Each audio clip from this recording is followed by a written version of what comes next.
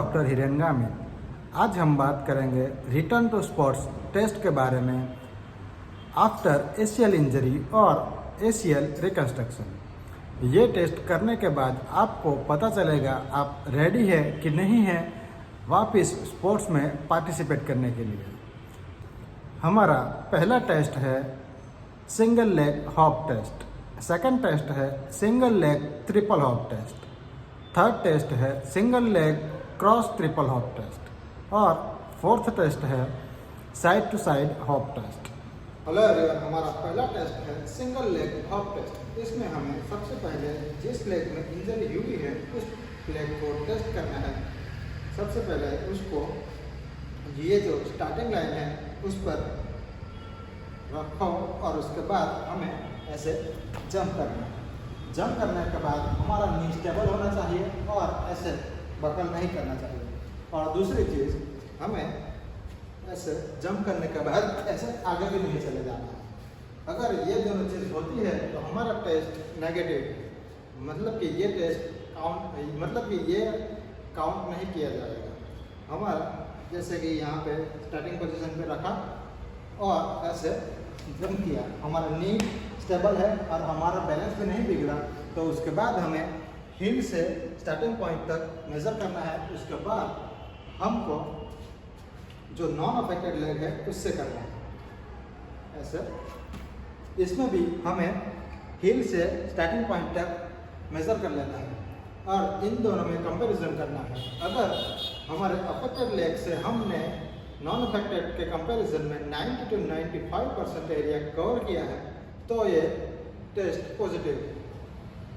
Second test है single leg triple hop test, मतलब कि हमें 3 टाइम जंप करना है बारी बारी, मतलब कि एक साथ 1 2 3। और इसमें भी हम जब थर्ड टाइम लैंड करते हैं तो हमारा नी जॉइंट स्टेबल होना चाहिए, हमारा बैलेंस बना रहना चाहिए। उसके बाद हमें हील से स्टार्टिंग पॉइंट तक मेज़र करना है और वैसे ही हमें दूसरा पैर से करना है 1 2 3। और इस साइड के लेग से भी हमें मेज़र कर लेना है हील से स्टार्टिंग पॉइंट तक और उसके बाद हमें दोनों में कंपैरिजन करने हैं। इसमें भी अगर अफेक्टेड साइड लेग में 90 to 95% एरिया कवर किया है तो ये टेस्ट पॉजिटिव गिना जाएगा। अब हमारा तीसरा टेस्ट है single leg crossover test. इसमें हमें एक बार लाइन के इस साइड पैर रखना है, दूसरे जंप में इस साइड रखना है और तीसरे टाइम में इस तरफ रखना है। अगर ये जंप करने के टाइम हमारा पैर इस लाइन के ऊपर पड़ जाता है तो ये टेस्ट नेगेटिव गिना जाएगा। ये दोनों लाइन के बीच में इस बॉर्डर से इस बॉर्डर तक हमारा जो डिस्टेंस है वो है 15 सेंटीमीटर। और पहले इस साइड कूदना है, दूसरे इस साइड कूदना है दूसरी बार और तीसरी बार इस साइड में कूदना है और दोनों पैर में ये करना है। उसके बाद हमें दोनों में कंपैरिजन करनी है। सबसे पहले स्टार्टिंग पॉइंट पर आ जाना है 1 2 3 और उसके बाद हमें नी जॉइंट बैलेंस रखना है, स्टेबल रखना है और हमारा बॉडी बैलेंस भी स्टेबल रखना है। उसके बाद हमें हील से स्टार्टिंग पॉइंट पर मेजर करना है एज ऑलवेज।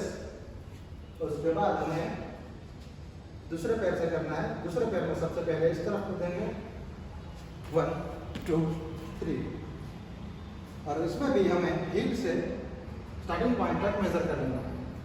इसमें भी दोनों में कंपैरिजन करेंगे। जो अफेक्टेड साइड का जो लेग है उसका डिस्टेंस मिनिमम 90 to 95% कवर कर लिया होगा उस पैर से, तो ये टेस्ट भी पॉजिटिव आएगा। हमारा फोर्थ टेस्ट है side to side hop test. इसमें 2 लाइन है, इस लाइन की आउटर बॉर्डर और इस लाइन के आउटर बॉर्डर के बीच में डिस्टेंस होना चाहिए 40 सेंटीमीटर। अभी इसमें हमको पहले इस तरह से ऐसे 30 सेकंड तक इस तरह से हमको बार बार साइड टू साइड जंप करना है और उसके बाद हमें उसको काउंट करना है। जैसे कि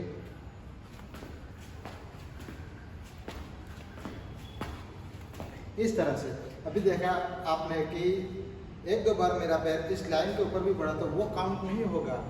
अगर आपका पैर इसके लाइन के ऊपर भी पड़ता है तो भी आपको कंटिन्यू 30 सेकंड तक करते रहना है, और उसके बाद वो जो पैर इस लाइन पे पड़ा है उसको काउंट माइनस कर देना है।